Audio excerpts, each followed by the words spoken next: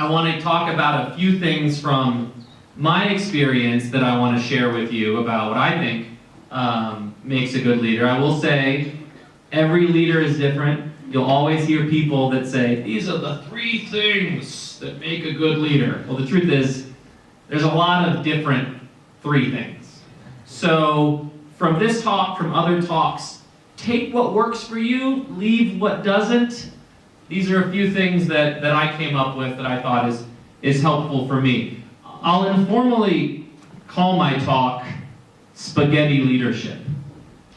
And the reason that I informally call my talk Spaghetti Leadership is some of the skills that taught me the most in my career as a diplomat, but also as a leader, I learned in one of my first jobs in a university. I actually worked in university, then I worked later in the same place, which was a spaghetti restaurant in Kentucky, and in my home state of Kentucky. And those of us that have worked in restaurants as waiters, waiting tables in restaurants, we like to think that it's experience that everybody really needs to have. Among American youth, we say everyone needs to work in a restaurant because it teaches you a lot of skills. For me, and this is not necessarily related to leadership, but it taught me how to track and remember a lot of things happening at the same time. Because I know that these people want drinks, these people need salads, these people need spaghetti, these people are finished, they have their check, these people are just coming in, I need to say hello to them, these people want to complain to the manager because I'm talking to these people, and I have to remember everything that's happening with every person at every table at the same time. So remember I talked about when I was in Washington and I was told to be the calm one in the room? I tried to think about myself like I was waiting tables in the restaurant, tracking all of these things at the same time and maintaining calm and maintaining a smile on my face. The second thing about working in a restaurant is you learn how to talk to a lot of different kinds of people.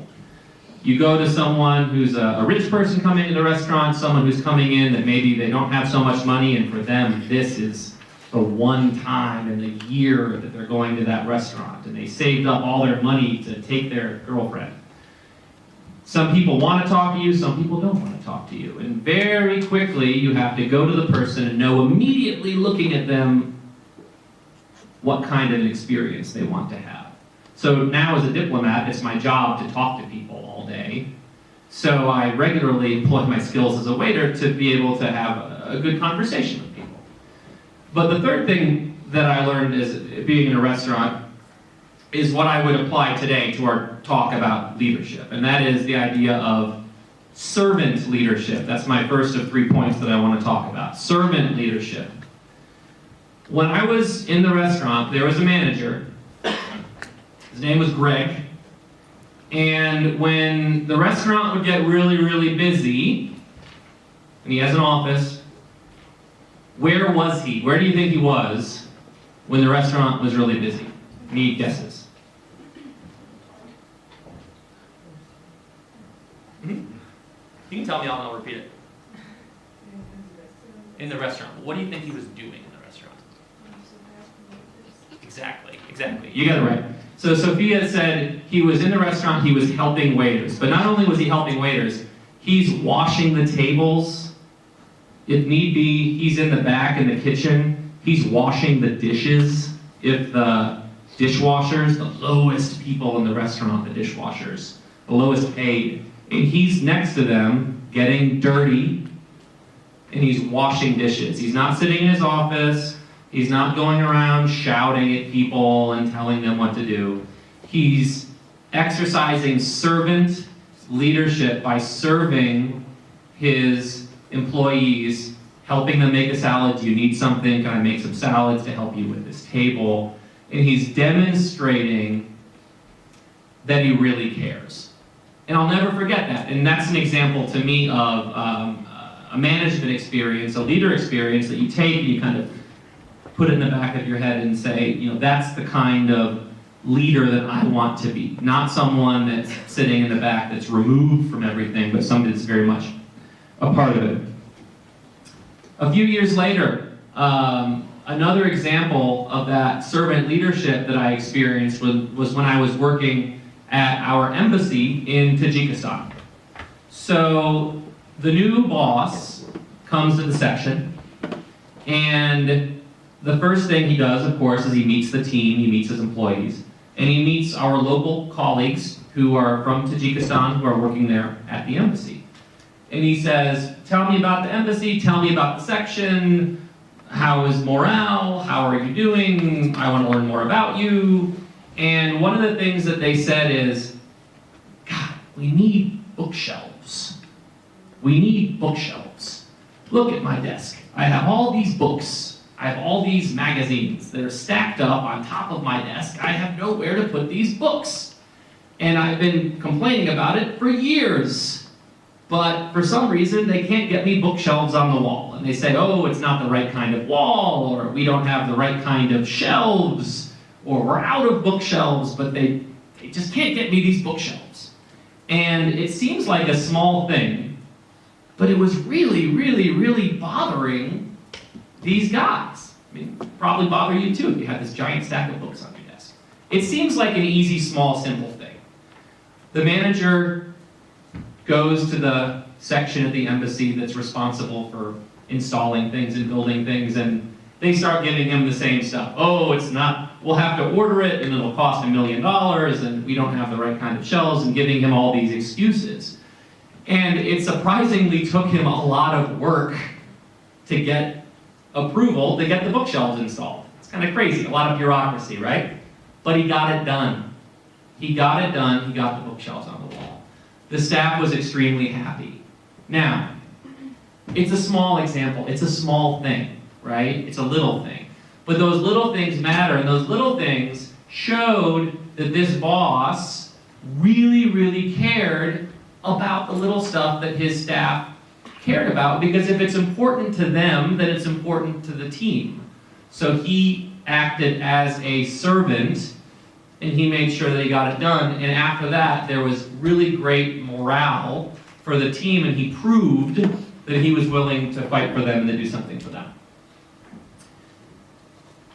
Recently, we had a visitor from the United States. He has a big marketing company. He has about 100 employees. It's based in Washington, D.C. It's a really cool tech social media company. His name is Peter Corbett. And he, in his talk, said that his number one goal for his company, and what the company is trying to do, what he's trying to do as a manager, is to take care of his employees and to make sure that they have a good experience working for the company, they enjoy working for the company. Because he said, if they have a good experience and enjoy working for the company, then they're going to work really, really, really hard. And they're going to do a good job. A lot of managers start with, oh, I need to tell my employees they need to do a good job and I'll get mad at them if they don't. Then the employees have a bad experience working for the company, so they do a bad job, or they leave. And then you have to hire 50 new employees, like Pavel mentioned.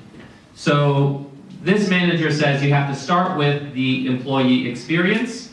If the employees enjoy what they're doing, they will do it very well. You will have a good product.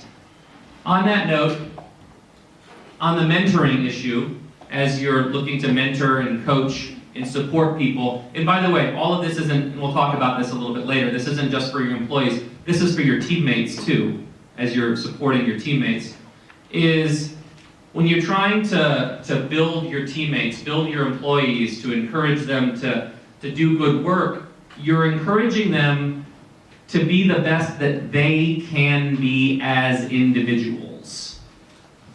So I'm not trying to turn this person into something else. I want this person that I work with to become the best that they can be. If this person has a skill, this person has a talent, it's my job as a mentor to develop that skill and talent so that they can use that talent, exercise that talent to do good work for the company. It's a lot more difficult to try to change them into a different kinds of person, trying to change them into a different kind of person, because we're all individuals. So the second thing I would talk about is So the first thing I talked about was servant leadership. The next thing I want to talk about is innovative leadership. Innovative leadership. How do you innovate? How do you inspire change as a leader? So the first thing I would say as a leader, you want to bring change is stop for a minute and think about why things are the way they are. Usually there's a status quo. There's a reason that things are in place. Things work for people a certain way. There's a system in place and people like it. That's why the system is there. But as we all know, things need to change from time to time, and we have to realize that for the people that we work with, change can be traumatic. Change can be shocking when you say, no, we shouldn't do it this way, we should do it this way. There's always going to be a resistance. So as you're innovating, as you're leading with your colleagues, with your employees, it's important, from my perspective, to make sure that you build trust, build confidence, that you show you're listening to people, that you understand why they're doing things the way they're doing before you introduce change. So you can show that you've at least considered why people are doing the way that the things that they're doing before you introduce change, and that way there's a lot of trust that people know that you're not just jumping into it. Peter Corbett, the tech entrepreneur that came, he called it being a disruptor, disrupting things. And he talked about it as something that we have to do, and I agree. As leaders, we must find ways to disrupt, to create. In the US economy, we call it creative destruction. If companies don't employ creative destruction, if they don't disrupt, nothing happens. So the key to being a good innovative leader is being able to listen, to institute smart changes, and to do it with your employees understanding why you are doing it, why you are disrupting, why you are changing the way that they've done things before, and then lead them forward into this path of new ideas that might be like nothing that they ever anticipated doing. As you do that, you have to be able to welcome criticism. You have to be able to welcome critique. So as you're trying to change things, as you're saying, hey, I got this new idea of a way that we could work better, you're always going to have people that are going to question that and that are going to say, no, that's wrong, maybe we should do it this way. And the key to a good leader is listening to them. You have to listen to them. I've had a lot of bosses in my day say, hey, I always want to hear it if you have feedback, if you have criticism, I'm always available. And that's it. That's all they say. I'm in my office. But we all know it's difficult. It's difficult, right? To go to a boss and say, look, I don't agree with your approach on this. You know, I don't agree with that. I think that you're wrong. I think that's a terrible idea. It's difficult to do that. It's really difficult to do that. So as a leader, you have to constantly show that you're willing to accept feedback, sometimes change course, sometimes change the direction. And you have to constantly solicit it. You have to constantly ask for it. You know, is this what we need to be doing? What do you think about this? Is this the right idea? Does this make sense to you? As a leader, you have to be able to ask those questions, because a leader must know that most of his employees, no matter what, most employees are always going to be a little bit intimidated by the boss. So it's the boss's responsibility to go for that feedback and to create an atmosphere where employees know that their feedback is welcome, because the boss will demonstrate that the boss takes that feedback and sometimes will make a different decision, sometimes employ that feedback to move in another direction. And finally, last but not least, so we talked about, what was the first topic? Servant leadership. Second one? Innovative leadership. And the last one is democratic leadership. Of course, I'm here with the U.S. Consulate. I'm talking about democratic leadership. I have to. I get paid to do that. If I don't get my salary. So I'm not talking about democracy building, don't worry. What I'm talking about is in an organization, it's not only the boss that needs to exercise leadership. It's really everybody in the organization has an opportunity to exercise leadership. Partly it's the boss's responsibility to create a culture, to create an environment where people know that they can be leaders. People know that they can come up with ideas.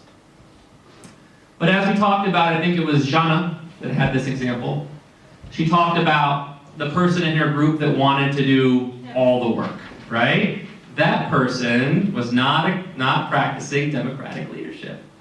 And not only was his leadership undemocratic, but it was also not effective, because you have to have everybody on the team that's being able to apply their energy and their creativity and their ideas if the organization is really going to be successful. Otherwise, you're a car that's running with just a half a tank of gas.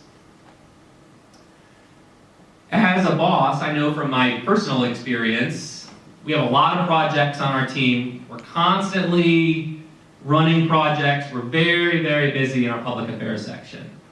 And thankfully, I have an exceptional team where people are leading and managing their own projects. They come to me with questions sometimes. They let me know what they're doing so that I'm aware. That's another tip that somebody gave me. They said, never surprise your boss.